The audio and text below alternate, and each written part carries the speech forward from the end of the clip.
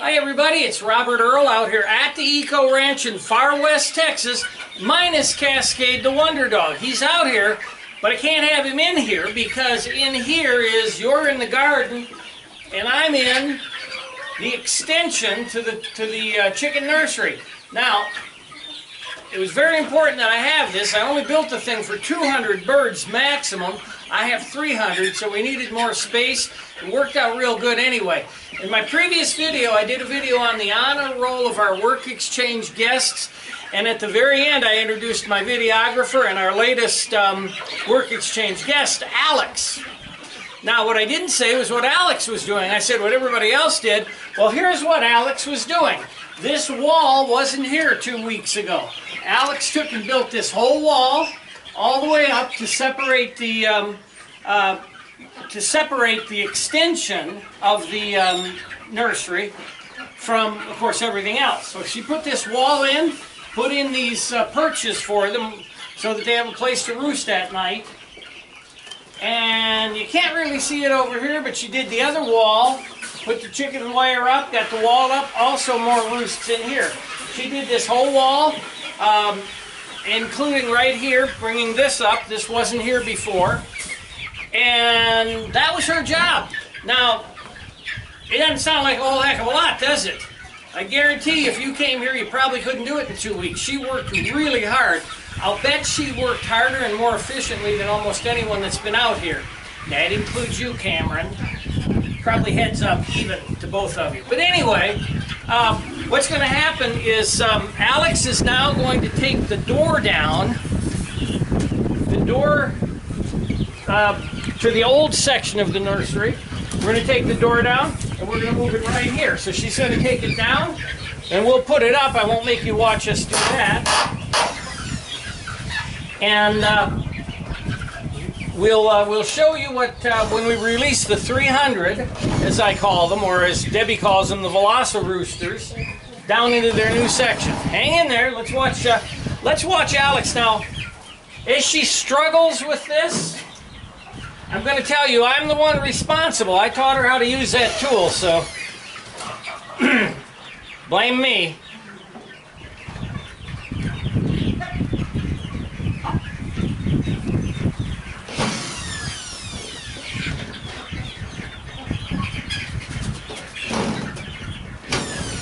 Before anybody says anything, it is harder to take a screw out than it is to put one in.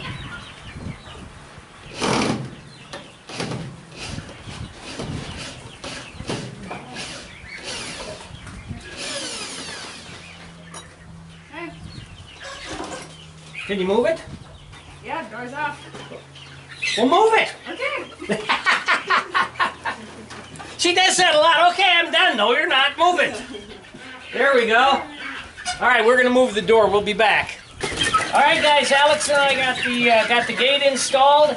Everything's done. All we have to do is open it up. So I'm going to open it up and let you watch them sneak out.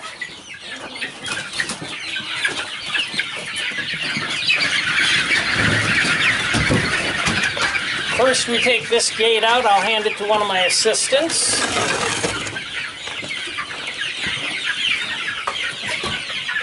And this is the big blocking gate that's been holding them in. Of course, if you know anything about chickens, they're having a meeting right now to elect... Oh, no, they're not. Here they come. Never mind.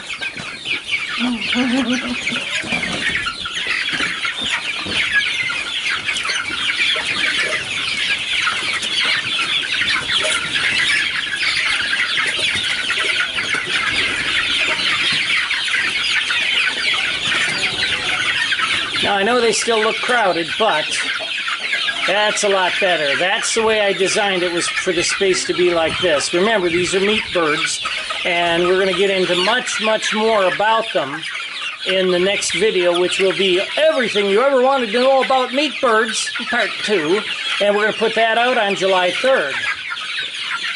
This is beans. Whoop. Okay, let me cut it off before they get in my garden and, like, eat everything. You know, while working on the extension to the nursery was primarily what Alex and I did during our stay here, we did work on something else, and I wanted to show it to you because a lot of this was Alex's design, and she put a lot of work into it. Doesn't look like much right now, but we're going to do a separate video on this. This is the door that's going to go into what we call our guest wing. That is the guest bedroom and the guest bathroom.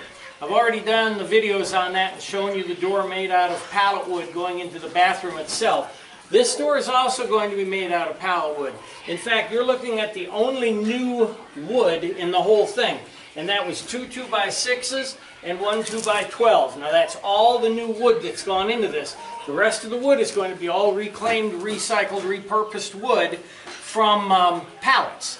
And we're going to do it the same way with one exception, because we're going to recycle one other thing. My friend Morris had the contract a couple of years back to refurbish all of the rest areas in Big Bend National Park. So he had the doors from the park, from the remodel, and he had the windows. Now I don't think you can see the door here, but the door that you've seen me in other videos working on in this work area, these are the 4 doors that I got from Morris from the rest areas, and I've used 3 of them as tables. The 4th one, unfortunately, is not good for anything but something to stand on. But he also had all that window glass, that frosted window glass that you can kind of sort of see through, but not quite. And we're going to recycle 2 pieces of that, or repurpose, I guess I should say. We're going to repurpose 2 pieces of that into the top portion of this door. It's a very tall door. And so we're going to put the glass up here. That'll kind of take it'll break a bit from the fact that the door handle has to be down so low. And let me just move you over and I'll show you where this door is going to go once it's completed. But I did want to show you that that's something that Alex also worked on with me. These kids, every one of them that's come through has been fantastic, and in their own right, they've got something that they really bloom at well. Alex loves doing masonry, but she's also a natural at tools. That was kind of fun to see. We've had a field day and a blast doing that. She's leaving us in 2 days. So she's going to be leaving with the door unfinished. We will get the glass in it. Let me show you the frame where the door is going to go. And again, she had a hand in this. She cut this arch here. We measured it out. We cut it. We matched the arch on the door to this arch. All that's left is to finish this out, trim it. I have to replaster or remortar over here. Get that door finished and hang it. I can finally get the chickens and the ducks out of the guest bedroom and finish that guest bedroom. So, boy, I'm looking forward to my next work exchange guest, I'll tell you that. Could be you if you're interested in learning what we do around here, any of the things we do around here, or all the things we do around here, and you'd be willing to trade half a day's work or so for free room and board. Food's not too bad around here. We even have beer for you. You could be the next work exchange guest, because I've got nobody scheduled from now through the end of summer. I wonder why. Summertime's beautiful, right? It's only 108 right now. Let me know if you're interested. So I've set this up back in the nursery. We're going to call this the nursery because that's exactly what it is. I've set it up back in the nursery. The garden's behind me with my new door. The chicks are all around you raising hell, and they're very happy. So I want to cover one more thing in this vlog, and I think it's important and something I wanted to discuss. You know, we're trying to transition what we call and what our ranch and what we do here, the Eco Ranch Sustainable Living Education Center. I want to teach people all about sustainable living. I want them to be able to come and have a hands-on experience with a lot of sustainable living. A lot of the things we do to live off-grid, even if you only take away one thing, at least it lowers your carbon footprint a little bit. And that's very important.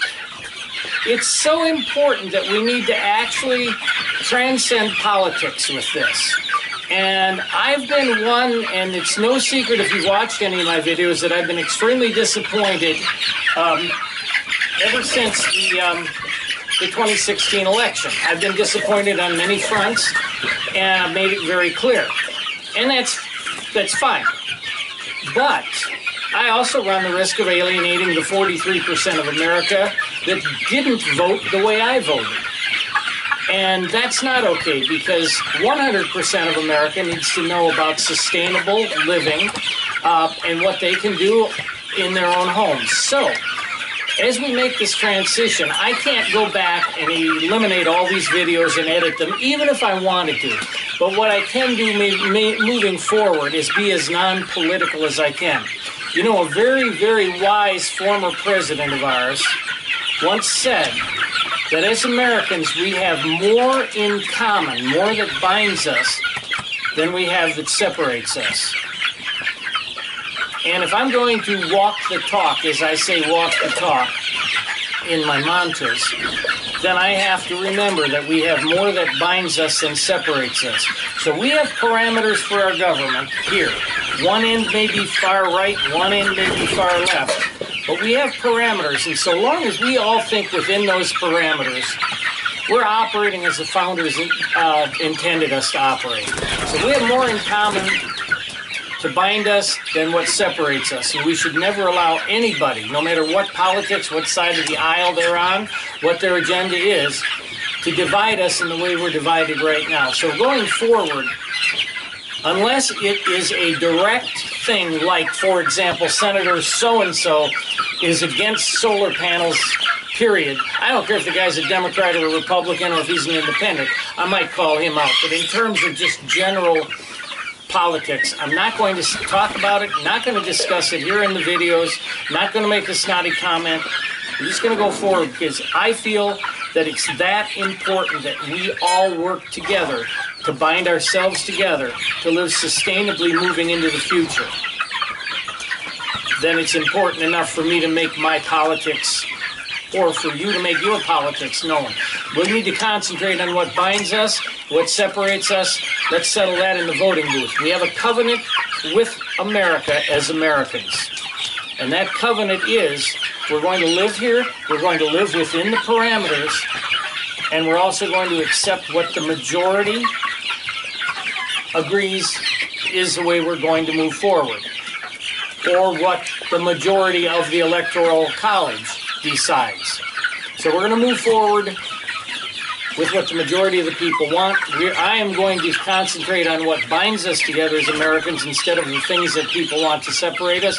And I hope you'll move forward with me, and I hope you'll accept my apologies for insulting your political beliefs if in fact I did, and trust that I'm not going to do it going forward because it's just too important. So I would like to invite you all to the next video on July 3rd, where we're going to weigh these guys in. We're going to do a feed-to-weight gain ratio analysis, and we're going to see if, in fact, buying these roosters, these byproducts of all the hens everybody wants, if buying these roosters is financially viable, or as financially viable as it is sustainably viable. And you'll want to stay tuned for that, because that is the one I'm going to discuss the most about raising chickens in. And that'll be part 2, and I'm going to film it and put it out on July 3rd, at the very latest July 4th. But until then, it is non-political Robert Earl out here at the Eco Ranch Sustainable Living Education Center saying, we'll see you later.